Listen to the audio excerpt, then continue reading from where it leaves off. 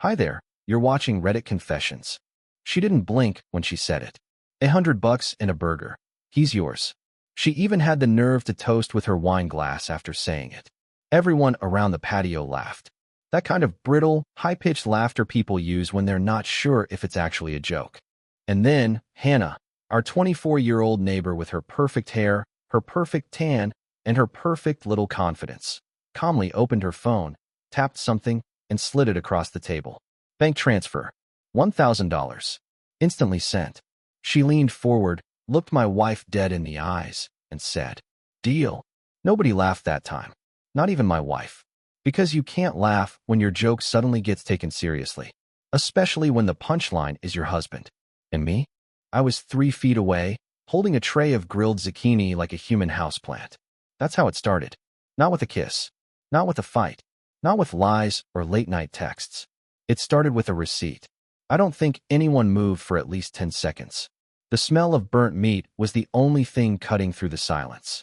My wife, her name's Daphne, by the way, was still frozen mid-sip, her rose trembling just slightly at the rim of the glass. The screen of Hannah's phone was still glowing on the table. Everyone saw it. She wasn't bluffing. $1,000. Sent. Instant. The burger hadn't even hit the plate yet. And me? I felt like I was watching someone else's life unfold, someone pathetic. A man-shaped joke in cargo shorts and an apron that said Grill Sergeant, silently realizing he was the punchline. Again, Daphne finally spoke. Not to me, not to Hannah, but to everyone else. "All right, that's enough weirdness," she said, forcing a laugh that didn't quite land. "Let's eat." But something had already shifted. You know that feeling when a room goes from party to performance? Every smile that followed was strained. Every clink of a fork felt too loud. I put the tray of food down and walked inside. Nobody stopped me. I stood alone in the kitchen pretending to refill the salad bowl, trying to convince myself that it was all just a dumb joke gone too far. But when I checked my phone, out of some sick curiosity, I saw the notification, joint account. $1,000 received. From Hannah. She hadn't just made a point. She'd made a payment. That night, after everyone left, Daphne didn't bring it up. We sat on opposite sides of the couch, watching some mindless crime show, both pretending we weren't thinking about the same thing. I kept waiting for her to say, "That girl is crazy." Or, "Can you believe she actually sent the money?" But she didn't. What she said instead was, "She's ballsy." I didn't know how to respond to that. I still don't. Over the next week, Hannah texted me twice. Just emojis. The first was a burger hamburger. The second was a money bag. I didn't respond. I showed them to Daphne, half expecting her to flip out, delete the texts, throw a wine glass, something. Instead, she smirked and said, "You've still got it, babe." It should have been funny. But it wasn't. Because for the first time in a long, long while, I started wondering what it would feel like to be wanted. Not tolerated. Not dismissed. Wanted. And that's when I did the dumbest thing I've done in 15 years of marriage. I responded. I told myself it was harmless. One reply, just to de-escalate. Just to end the weirdness with some dignity. So I sent Hannah a message. "You got your burger? Refund time?" Trying to be clever. Trying to signal, "I'm not playing your game." She replied within seconds. "I don't do refunds. But I tip well." That should have been my cue to block her. Instead, I stared at the message for a full minute, pretending I was thinking of a witty comeback. But really, I was just sitting in silence, wondering how I'd become the kind of man who liked being flirted with through passive-aggressive transactions. But it didn't stop there. 2 nights later, something changed. Daphne came home late. She reeked of whiskey and perfume, not hers. Her hair was pulled back, sloppily, and she was wearing heels I hadn't seen in years. I asked if she'd been out with coworkers. She said, flatly, "No, I was at Hannah's." I laughed. I thought she was messing with me. She wasn't. She dropped her purse by the door, walked into the kitchen, and said she wanted a better look at what she bought. Then she opened a bottle of wine like it was just any Tuesday. I didn't know whether to be disgusted, furious, or afraid. I asked if she was joking. She didn't even look up. "No joke." She said she's willing to double it. The room started spinning. "She wants what?"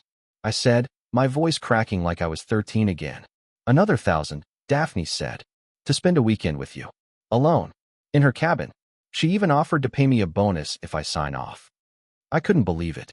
It wasn't just a joke anymore. It was a negotiation. My wife, the woman I'd built a whole life with, was now acting like a bored middleman in some sick fantasy market. You said no, right? I finally asked. She shrugged. I haven't answered. I wanted to see how you felt about it. And that's when it hit me. This wasn't about Hannah. Not really. This was about power. About leverage. About control. And somewhere along the way, Daphne had realized that giving me away, piece by piece, was more fun than keeping me. And the worst part? I couldn't tell if I was disgusted by the idea or curious. The next morning, everything felt surreal. I walked past Daphne in the kitchen as she scrolled through her tablet like nothing happened, sipping her black coffee as if she hadn't offered me up to another woman the night before. I waited for her to say it was all a joke, a twisted, drunken mind game. But she didn't. She just glanced up and said, "You left your phone on the nightstand." It was already unlocked. I knew she'd gone through it. She didn't mention the texts, the emojis, the bank alert. She didn't need to. That afternoon, I found myself walking laps around our block, something I hadn't done since the early pandemic days. I needed air. I needed control. Because nothing made sense anymore. Not my wife. Not Hannah. Not myself. And that's when I saw her, Hannah, on her front porch, barefoot, legs crossed, sipping lemonade like some character out of a dream you forget to wake up from. She didn't look surprised to see me. Didn't even look amused. She just motioned to the empty chair beside her like it had already been reserved. I told myself I wouldn't sit. I sat anyway. She didn't waste time. "So, what's it going to be?" she asked, as if we were discussing dinner options, not the ethics of auctioning off a marriage. I laughed, short, bitter, stupid. "Are you seriously treating this like a transaction? You're the one who came over," she said, calmly. And I hated that she was right. Then she pulled out her phone again. Another transfer screen. This time, $2,000, already queued, waiting for a thumbprint. She held it out like bait. "Say yes, and this goes to your joint account. Say no, and I'll just find someone else." I blinked. "Someone else?" She smiled. "Daphne and I have a little club now. A shared interest. You're just the prototype." I stood up. Fast. Too fast. My pulse was racing. "I'm not yours to buy," I said. She raised her eyebrows. "That's funny. Because last I checked, your wife disagrees." I walked away. No dramatic words. No heroic speech. Just a knot in my throat and the sick taste of adrenaline in my mouth. Because I knew, deep down, I wasn't walking away from Hannah. I was running from the fact that I didn't know who I belonged to anymore. And when I got home, Daphne was waiting in the hallway, holding her phone. "She made the payment," she said, without even blinking. I didn't say anything. I just stood there in the hallway, staring at Daphne while she stared back at me like we were playing some silent game of emotional chicken. Her phone was still in her hand, the screen glowing. She tilted it slightly so I could see the notification. "Transfer received, $2,000. From H. Mendez. Same joint account. Same bitter taste in my mouth." "You knew she'd send it," I said, finally. Daphne didn't answer. Instead, she slipped her phone into her pocket and walked past me like I was just another piece of furniture. Not worth moving around. Just navigating through. I followed her to the kitchen. "You're really okay with this? With selling me off like I'm part of a silent auction?" She opened the fridge, pulled out a bottle of white wine, and started pouring without looking up. "You're not listening. I'm not selling you off. I'm letting you prove your value. There's a difference." That sentence stopped me cold. Prove my value? I was too stunned to even respond. I just leaned against the counter, trying to make sense of it. Daphne was always calculated. She'd been a lawyer before pivoting to some corporate consulting gig I never fully understood. But this wasn't calculation. This felt curated. She finally turned to face me, holding her glass. "You always say I treat you like a ghost. That I stopped seeing you. That I don't appreciate you. So here you go. Someone's paying thousands just to be in a room with you. That's attention, isn't it? That's validation." "It's twisted," I said. She shrugged. "Twisted gets results." I wanted to scream. I wanted to grab her by the shoulders and shake her and ask what happened to the version of her I married. The one who used to cry during indie films and overtip baristas. But I didn't. Because I realized something in that moment that I hadn't wanted to admit for a long time. She didn't lose herself. She evolved. I didn't. I was the ghost of the guy she married. Same routine. Same slippers. Same sarcasm about everything. while she kept climbing, kept strategizing, kept upgrading every corner of her life, except me. And now, I was being outsourced, like an old software plugin no longer compatible with her system. Later that night, after she went to bed, I stayed up replaying the entire thing in my head. The barbecue, the joke, the wink, the first payment, the second, but it wasn't until I checked my own email that I found the final blow. Subject line, weekend itinerary, cabin check-in confirmed. Sender, Hannah Mendez. Body, rooms ready. Don't pack much. Everything else is already paid for. And at the bottom, P.S.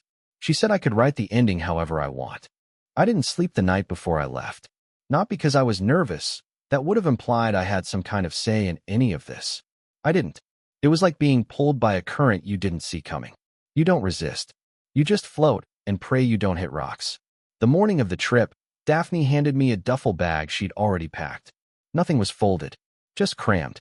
The way you pack for something disposable. A toothbrush, 3 t-shirts, a single bottle of cologne I hadn't used since our honeymoon. I asked if she was serious. She said nothing, just walked away. The cabin was 2 hours outside the city, perched at the edge of a half-frozen lake that didn't even show up on Google Maps. The trees looked like they were waiting for something. Watching. The air was too still for November. When I pulled up the gravel road, Hannah was already outside, leaning against the porch post, dressed in black like it was a funeral, and she didn't mind being the reason. She didn't say hi. She didn't smile. She just tossed me the key like she'd done it 100 times before. Like I belonged there. Inside, everything was pristine, modern, minimal, silent. 1 bedroom. No TV. No internet. Just a fire already lit, and a bottle of something dark on the counter with 2 glasses beside it. She poured one. Saturday. Motioned for me to do the same. And then, without looking at me, she said, "She told me you try to find meaning in all this. Don't. It's not a metaphor." I didn't answer. I didn't even sit. Because I realized something in that moment. I wasn't here for pleasure. I wasn't here for escape. I wasn't even here for her. I was here to witness something. That first night, nothing happened. Not the way you'd think. No touch. No flirting. Just questions. Strange ones. She asked what I dreamed about when I was 10. What I hated most about my father. What my wife said in her sleep. She asked if I'd ever imagined running away. I told her I had. She asked if I ever actually would. I said I didn't know. At some point, I dozed off in the armchair. When I woke up, she was gone. But my phone, which I hadn't remembered setting down, had a single new notification. A payment. $500. From an unrecognized name. And a message. For the answers. Tell Daphne I'm next. I felt sick. Not because I understood what was happening, but because I didn't. This wasn't about attraction. It wasn't about money. It wasn't even about me. It was something else entirely. And I had no idea how deep it went. I didn't leave the cabin the next morning. Not because I was waiting for Hannah. She never came back. Not after that first night. I checked the porch. Her car was gone. The bottle of whiskey was still half full. My keys were where I left them, untouched. But the silence had changed. It wasn't peaceful anymore. It felt like I'd missed something. Like someone had pulled the rug out from under a game I didn't know I was playing.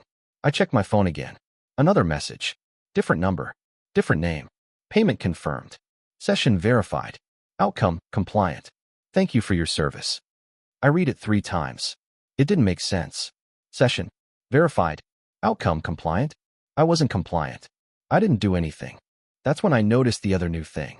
A file had been uploaded to my phone. No sender, no explanation. Just a thumbnail titled, Review_7. MP4. I opened it. It was me, sitting in the cabin, slouched in the armchair, half drunk, answering questions I barely remembered being asked. The video was perfectly framed. Shot from the ceiling, likely from a pinhole cam I hadn't noticed. It wasn't sexy. It wasn't romantic. It was clinical. And worse, it had been edited. Cuts between clips. Keywords popping up at the bottom of the screen like a training module. Resigned. Isolated. Obedient. Suddenly, I got it. The payments. The rotation. The handoff. This wasn't a seduction. It was a case study. I'd been turned into data. My vulnerability repackaged into something sellable. Proof that emotional erosion could be scaled. Tracked. Repeated. I wasn't being sold for pleasure. I was being sold for results. I stared at the fireplace until the flames blurred into colorless light. Everything I thought I understood about what Daphne was doing, what Hannah was after, it had all been wrong. They weren't in this for power. Not in the usual sense. They were playing a different game altogether. And I'd already lost. That evening, just before sunset, a black car pulled up. Not Hannah's. A man got out. Middle-aged. Polished. He didn't look at me as he climbed the porch and let himself inside, as if he'd done this before. He left an envelope on the table and walked back out without saying a word. Inside the envelope was a single page. Typed. No signature. You've performed adequately. Daphne has been compensated accordingly. If you choose to re-enter the cycle, reply, yes, within 72 hours. If you do not respond, your file will be closed. No further involvement will be expected. And at the very bottom, a postscript. Some husbands go quietly. Some need help understanding what they're worth. I didn't respond. Not in the first 24 hours. Not in the second. I let the 72-hour timer run out, watching it like a countdown on a bomb that, for once, I wasn't afraid to let go off. I didn't reply yes, because I'd finally remembered something no one else in that entire twisted game seemed to care about. I was still a person, not a test subject, not a product, not a case study or an outcome. Just a man. Flawed, bitter, tired, but human. And humans don't need permission to walk away. The envelope, the videos, the money, all of it stayed in the cabin. I drove back home with nothing but my bag of wrinkled clothes and a strange sense of weightlessness. Not freedom exactly. Something quieter. Something like reclamation. When I walked through the door, Daphne was in the kitchen. Same robe. Same coffee.